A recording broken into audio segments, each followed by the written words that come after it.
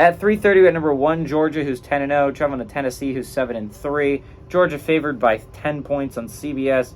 Carson Beck has gone 231 to 320, thrown for 3,022 yards, 18 touchdowns, 5 interceptions.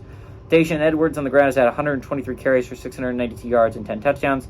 Brock Bowers had 44 catches for 601 yards and 5 touchdowns. Joe Milton for the Vols has gone 190 at 291, thrown for 2,283 yards, 16 touchdowns to 5 interceptions.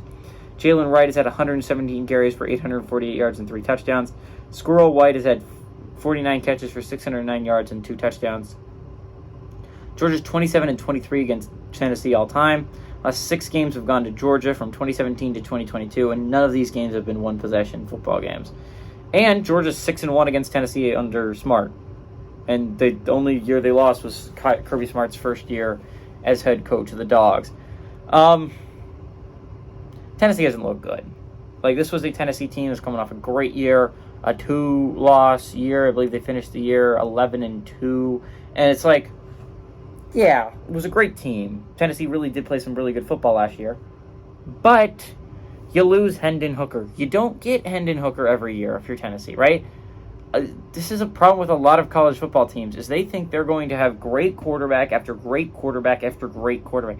It's just not true. And you're like Bama. You can survive mediocre quarterback play. Like, I don't think that Joe Milton's all that much worse than Jalen Milroe. They're, I think, on the same level. But the difference is Bama has just, like, great players all around. Tennessee doesn't right now, right? And it's just like, yeah, I don't think Joe Milton's that much worse than Carson Beck, but Carson Beck has Brock Bowers and Dacian Edwards and just all these great players.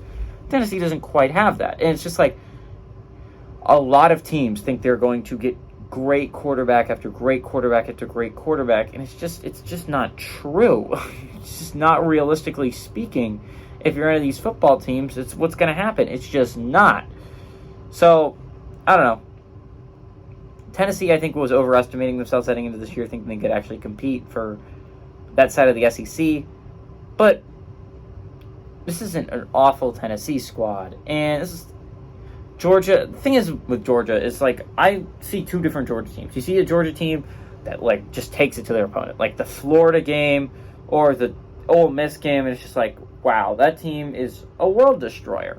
And even the Missouri game, I mean, they didn't kick Missouri's butt, but they beat a good Missouri squad. And it's not like they played poorly. They played really well in that football game, and just Mizzou came up short. So it's not like Georgia's playing bad football, but then sometimes they are, right? Like, the Auburn game was awful. And I understand, like, that was a long time ago, but that was not a competent Auburn squad at the time. It should not have been that close. And it's been close a lot with teams that I just don't think are very good. And it's just like, which Georgia team's showing up? Are we getting the hungover Dogs after a big win against Ole Miss and they just kind of limp to a win over Tennessee?